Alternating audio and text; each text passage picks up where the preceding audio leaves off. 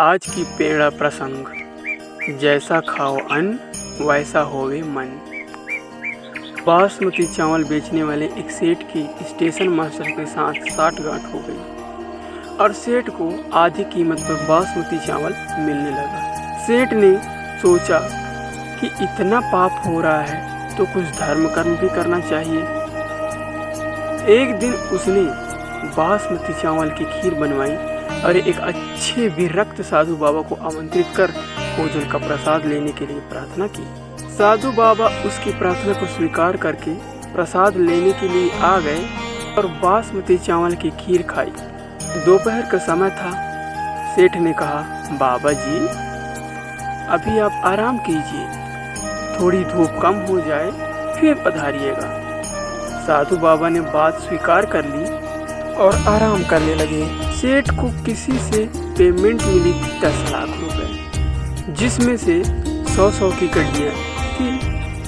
अब यह रकम उसी कमरे में रखी हुई थी जहाँ साधु बाबा विश्राम कर रहे थे। साधु बाबा आराम करने लगे।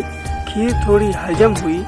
साधु बाबा के मन में आया कि इतनी सारी गड्डियाँ एक दो उठाकर झोले में रख लूँ तो किसी को क्या पता चलेगा।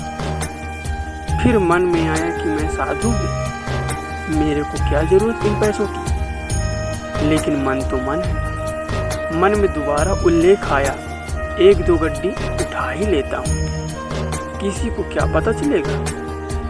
साधु बाबा ने एक गड्डी उठाकर रख ली। शाम हुई तो सेठ को आशीर्वाद देकर चल पड़े।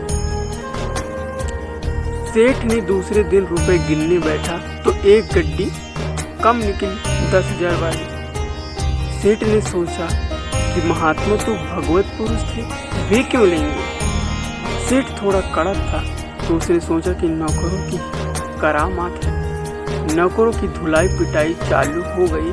ऐसा करते करते दोपहर हो गई। इतने में साधु बाबा आ पहुँचे तथा अपने झोले में से गड्डी निकालकर सेठ को देते हुए बोले, नौकरों को मत पीटना, गड्डी मैं ले गया था।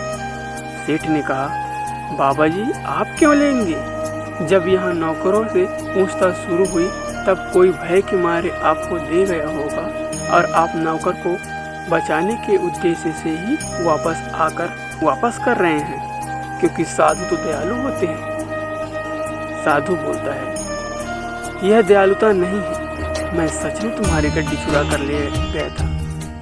साधु ने कहा, सेठ तुम सच बताओ कि तुमने कल खीर किसकी और किस लिए बनाई थी। सेठ ने सारी बात बता दी कि स्टेशन मास्टर से चोरी के चावल खरीदता हूँ, उसी चावल की खीर थी।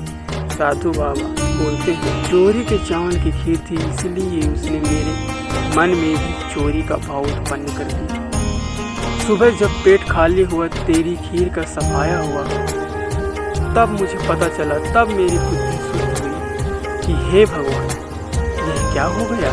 मेरे कारण बेचारे नौकरों पर न जाने क्या बीत रही होगी, इसलिए तेरे पैसे लौटाने आ गया। इसलिए कहते हैं, जैसा खाओ अन्न वैसा होवे मन, जैसा पियो पानी वैसी होवे वाणी, जैसी शुद्धि वैसी बुद्धि, जैसे विचार वैसा संसार। इसलिए हमेशा यह बात ध्यान में रखो कि नीति मार्ग से धन कमाओ, उसी का भोजन करो और उसी का दान करो। सदैव प्रसन्न रहिए, हमेशा स्वस्थ रहिए। मिलते हैं अगली वीडियो में।